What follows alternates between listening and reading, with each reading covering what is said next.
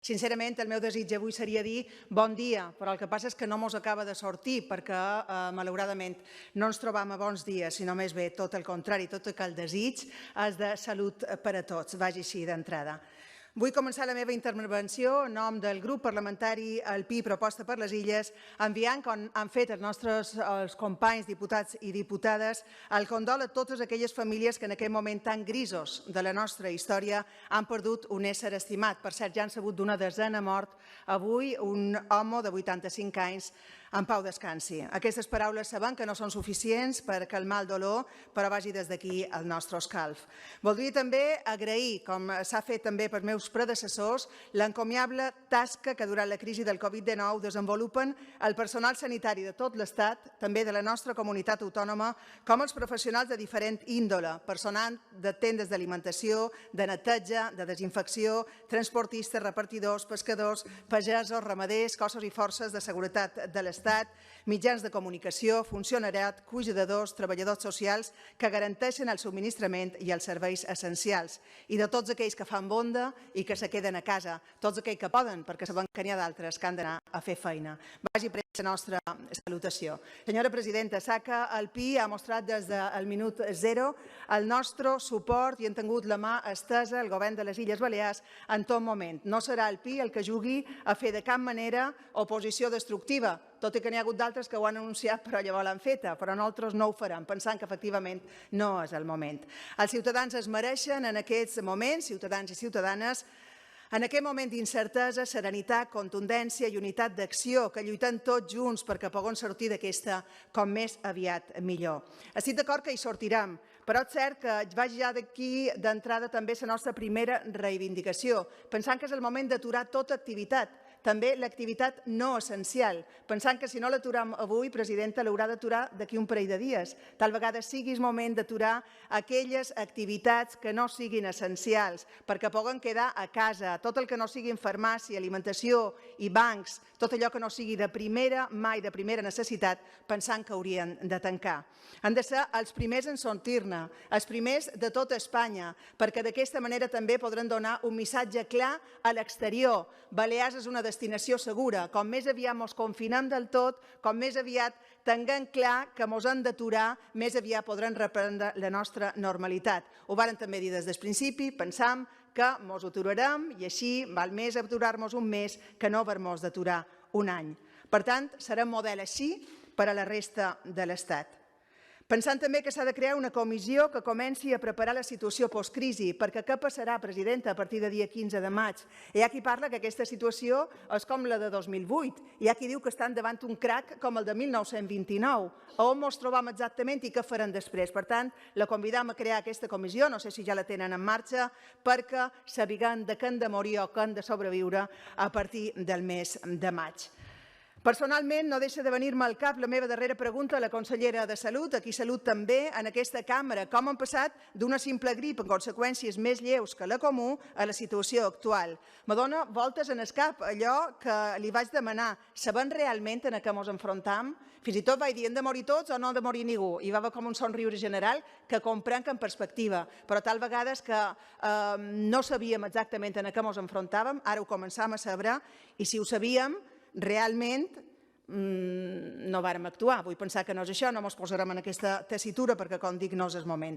En aquesta lluita contra el Covid-19 hi ha dos àmbits clarament diferenciats, la gestió sanitària de la crisi, les conseqüències socioeconòmiques de la crisi. En l'àmbit sanitari els implorant que donin resposta a la reivindicació que estan fent els professionals sanitaris. Vostè ha dit que n'hi havia 12.000, 16.000 en total, de totes les persones que estan fent feina en aquesta crisi del coronavirus, però ells denuncien, vostè ho sap, manca i limitació d'equipament de protecció, de mascaretes, de gels desinfectants. Fins i tot n'hi ha qui diuen que els arriba hidroalcohol i l'han d'emplenar i els han de fer ells. No sé fins a quin punt és vera o no. Volem equips de protecció. També sabem d'hospitals que hi ha personal sanitari que va d'una banda a l'altra, d'un edifici a l'altre, tenint cura de, per exemple, gent major i tenint cura de malalts que tal vegada puguin estar infectats. No sé si és vera o no, ens ha arribat de primera mà i quines solucions hi ha. Es critica la falta d'informació i modificació dels protocols. El PI està preocupat, presidenta, davant aquesta situació, ja que els professionals són un dels principals grups de risc, un dels principals grups de contagi. Per tant, una reflexió. Quant de tests han fet? Quant de tests tenen? Quant de tests han arribat? Quants en pensen fer? Pensen canviar immediatament el protocol? Nosaltres, com deia la Predina, supos que la seva també va al metge que guarda que que cura. Per tant, està molt bé que tinguem hospitals de campanya, que els hotels, que les clíniques privades, però anem a fer simple test, anem a aïllar el personal, no anem a aïllar a les famílies o les persones malaltes sense la seva pròpia família, allà on hi ha nins, allà on hi ha gent major. Anem a aïllar-los tal vegada en aquests hospitals de campanya o en aquests hospitals privats, però anem a fer-ho ja i per això necessitem tests. Ho diu l'Organització Mundial de la Salut, test, i doncs ho facem. Per això deia la que guarda i no la que cura. Tal vegada el que haurien d'haver fet era prevenir-nos, guarir-nos, comprar abans, perquè sabien que això podia venir. Veiem l'exemple de Wuhan, veiem l'exemple de Madrid, veiem l'exemple d'Itàlia, per exemple. Una altra pregunta que ens traslladen també personal sanitari i ciutadania, com és que aquí hi ha una mortalitat tan alta i altres països, tenint els mateixos casos, no se moren? Es té que veure en els tests que no se fan o sí? Una pregunta que també li volen fer.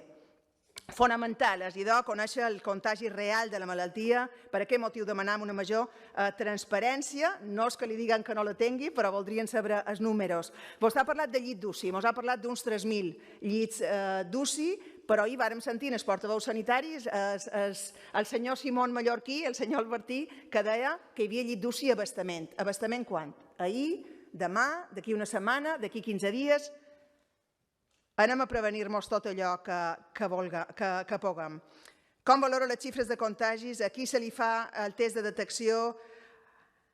Quan està previst que arribin el kit de detecció, com ja li he demanat? Seran suficients per cobrir a tota la gent amb símptomes? Se pensen aïllar? Perquè sapiguem que venia l'ona no ens han guarit abans?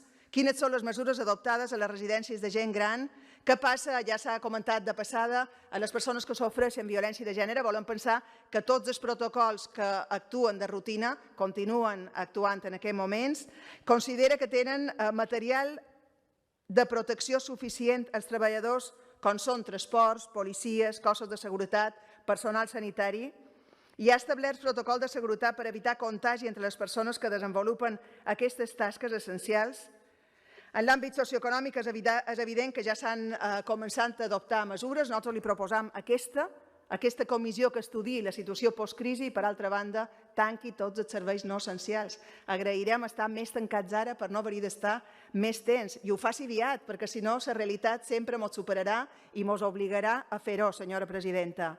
Superàvit de les entitats locals. Sé que vostè ho ha demanat, que els ajuntaments puguin fer ús del seu remanent, que crec que a Balears és de 500 milions d'euros, que ho puguin fer. Vostè ho ha demanat, però li han contestat, què li han dit, quan? Hem estret abastament a Madrid perquè això passi? Li demanarien que així fos i que així ho fes, que sabem que ho farà o volen pensar que ho farà. Per altra banda, requisit de l'ERTO, crec que per acollir-se en aquest benefici s'exigeix a les empreses una activitat mínima de 6 mesos, manteniment íntegre de la plantilla, dos requisits que per a empreses dedicades a una economia estacional com la nostra seran molt sovint inassolibles. Per tant, millor tancar perquè així directament pensam que serà més fàcil poder arribar a les ajudes. D'altra banda, voldria afegir, tot i que bàsicament són dues les reivindicacions que volen que s'endugui presidenta del PI, una reivindicació pels autònoms. Sabem que hi ha ajudes, però molts se queixen que no és tan fàcil poder accedir a les seves prestacions. No es preveu, per tant, el que reclamaven els autònoms, una bonificació de les quotes d'aquells autònoms que estiguin d'alta, però que hagin vist reduït greument els seus ingressos. Les mesures haurien d'estar orientades al manteniment de l'activitat i no a facilitar el seu cessament després de recuperar-nos d'aquesta crisi que, com dèiem, pensant que han d'aturar en sec. Ajornament de pagament per les empreses, permeti a les empreses, és el que volem, o la mesura que voldríem, a les empreses afectades greument per la crisi acollir-se a l'ajornament d'obligacions bancàries. Vostè ha parlat d'uns préstecs gairebé a interès zero que ara els bancs han de retornar allò que varen obtenir gràcies a la ciutadania de tot l'estat espanyol i obligats per un govern concretament a que així sigui. Però també han contestat, han dit que ho veuen bé, però ho faran. Quan ho faran, com ho faran, ens agradaria que això s'aclarís el més aviat possible.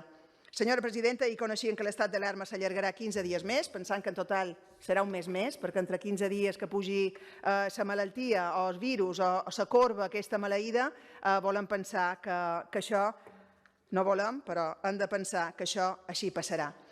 Ja per acabar, tota la ciutadania de les nostres illes, els experts i les autoritats sanitàries ens han advertit que el pitjor està per arribar. És comprensible que l'angoixa i la por s'apoderin de nosaltres. És humà tenir aquests sentiments, però les nostres mans està aferrar-nos en aquesta maleïda corba que de ben segur odiam per frenar-la sigui com sigui. Impacta les imatges de les nostres estimades ciutats i barriades i dels nostres pobles buits, d'hospitals d'altres comunitats autònomes que tenen gent en terra. Encara no hem arribat aquí, esperem que no arribi. Ens hem de seguir quedant a casa, nosaltres amb aquest missatge hi creiem, només així ens cuidarem a nosaltres i a qui més estimam, però, repeteix, presidenta, han de poder quedar. Ajudarem així aquells herois i heroïnes que són els que no es poden quedar a casa, perquè no volen ser els nostres herois, només volen fer la seva feina el millor possible i amb totes les garanties de protecció per a ells i per a tots nosaltres. I en acabar aquest malson tornarem a sortir als carrers, a omplir els bars, els restaurants, les tendes, tornarem als teatres, als cinemes i a passejar a prop de la mà. Amb aquesta visió ens quedam, ens tornarem a abraçar i a besar, tornarem senzillament a viure. Vull agrair molt sincerament a tot el personal del Parlament de les Illes Balears que han fet possible que poguéssim fer aquest debat de control. Gràcies, ànims, força i molta salut. Queda't a casa. Gràcies, senyor president. Vostè ha dit que la presa de decisions corresponen al govern d'Espanya. És així. El Ministeri de Sanitat té una estructura petita, les nostres conselleries o les conselleries de les comunitats autònomes tal vegada tenen les estructures grans per prendre decisions. Se prenen conjuntament, és allò que voldria saber, sé que sí, que estan en converses, però tot i que és el Ministeri de Sanitat o que és el govern d'Espanya el que decideix, fins on nosaltres podem opinar i participar d'aquestes decisions. Les decisions, com diu, són de l'Estat, molt bé, però pensar encara més que mai hem d'anar a estranyar en el govern d'Espanya, de la mà d'altres, com Múrcia, vostè diu, els ja han tornat darrere. Bé, tal vegada ens hem de donar les mans més fortament, encara que sigui virtualment en un moment de virus, però pensant que tancar el que és de qualque manera reforçar aquest confinament i aturar aquesta economia no essencial, pensant que és una bona decisió, encara que sigui decisió del govern d'Espanya. I voldríem saber també si vostè n'és partidària. No sé fins on pot xerrar, fins on ens ho pot dir, però m'agradaria saber quina era la seva opinió. 400 persones contagiades, pensant que efectivament les mesures que s'han pres eren necessàries i imprescindibles, ja parlarem més endavant si han arribat tard o prest o quan han arribat, però és que no han de col·lapsar el sistema sanitari, no l'han de col·lapsar, perquè si no, no ens bastarà el material que tenim ni el material que arribi. Equips de protecció. Vostè diu que el protocol també el marca el Ministeri, amb 16 societats científiques, aquí en la Conselleria de Salut, en Viver Salut Laboral. Nosaltres complim, però la pregunta és, podem complir amb aquests protocols? Tenim tot allò que hem de tenir per poder complir els protocols que estableix qui és el govern d'Espanya? Material sanitari, tot el món en compra, d'acord. Kits ràpids no en tenim. Quan arribaran? Aquesta setmana, no?, ha dit el govern d'Espanya. Quants n'arribaran i en quina cobertura serà capaç de donar? A quanta població, a quant de professionals, estaran coberts i satisfets o no serà suficient?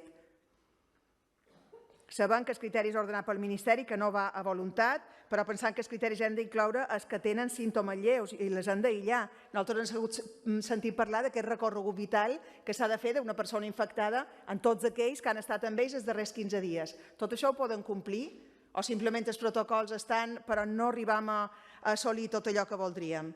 El tema de respiradors, vostè ha dit recentment en una entrevista que no els hi llevaríem a ningú. Espero que això sigui així, que no hi hagi d'haver prioritats o que no hagin de triar els metges, que és una altra de les preguntes que ens traslladen. 25 mascaretes que han rebut, 25.000 que rebrem, seran suficients? Quines previsions de compra té? Diu que des del mes de gener estan comprant, però quines previsions té? Quines faran amb el govern central? Com a conclusió, insistiria en el que li he dit en el meu primer torn, aturar tota l'activitat que no té cap relació amb l'alimentació, sanitat, farmàcia, bancs, no la pot prendre, el govern ha de ser el govern d'Espanya, però tornem a insistir que vostè insisteixi, nosaltres també estem disposats a insistir si vostè mos ho demana, i pensant que han de ser els primers en sortir-ne, com han dit abans, perquè han de donar un missatge al món que som un destí segur, serem model. Per tant, la prudència, senyor Rodríguez, pensant que passa per aquí. És a dir, avui ens hem d'aturar també els serveis no essencials per tenir una salut reforçada, perquè avui parlant de salut i en el futur podrem parlar d'economia, pensant que és matemàtica, que ha de ser així, que no n'hi ha d'altra. Li varen demanar una intervenció, el telèfon gratuït d'atenció a la ciutadania, jo no sé si ara ja anem massa grossos en despeses, però li tornem a demanar. I llavors, gràcies per haver acceptat aquesta creació d'una comissió que comenci a preparar la situació de post-crisi. Per suposat estarem a devora el govern per ajudar i aportar tot allò que creguem que és de justícia i que pot millorar les condicions de la ciutadania. Vostès han dit que monitoritzen l'economia. S'està monitoritzant el futur de les entrades i sortides a les nostres illes? És a dir, ja estan de qualque manera preveient els vols o no sé si és massa pres posar-nos en aquesta tessitura, però clar, això no se fa d'avui per demà. Per tant, també ens preocupa que una vegada que obriguen les portes la gent pugui venir. No sé si m'explic. I ja que hem parlat avui de mitjans de comunicació, recordar que també ells estan patint ERTOs, reducció de jornada al diari Última Hora, en els que jo m'hi he sentit lligada perquè he fet feina molt d'anys al grup Serra, i també el diari de Mallorca avui acaba d'anunciar la seva. I ja cap, senyor president, simplement reclamar en contundència el cessament una vegada més de tota activitat no essencial. La insolidaritat crec que en aquest moment ens pot ser positiva, que tantes vegades han parlat de tot allò que ens roba, i han de ser els primers en estar nets d'infecció. Per tant, cessament, el millor per avui, per la salut, per un bon futur a l'economia. Gràcies, senyora presidenta, gràcies, senyor president.